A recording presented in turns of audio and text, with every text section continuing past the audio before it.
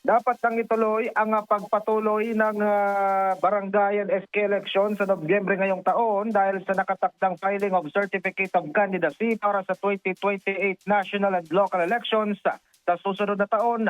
Ito ang naging laman ng reaksyon ni Atty. Michael Julia Jr., ang election officer sa lungsod ng Naga, nang hingan ito ng panayam ng Carmen Naga hinggil sa panukalang ilipat ng halalan ngayong taon sa Nobyembre susunod na taon dahil sa travel cost ng mga botante, dala na din ng krisis sa petrolyo.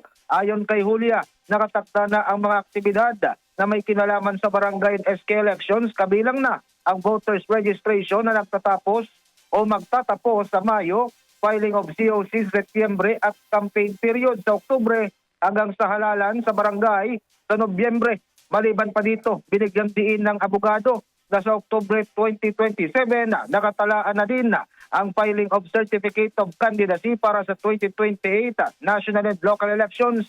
Dagdag niya, nakapalaman din sa konstitusyon na kada 3 taon may pagkakataon ng mga botante na makapaghalal. Sa kabila nito, nagpaliwanag na din si Julia na kailangan munang gawin ng mga mambabatas ang konsultasyon sa mismong pambansang opisina ng COMELEC bago isulong ang ninanais na pag-antala. Kasama mo sa lungsod ng Naga, Radyo Man Paulo Papa, Tatak, RMN.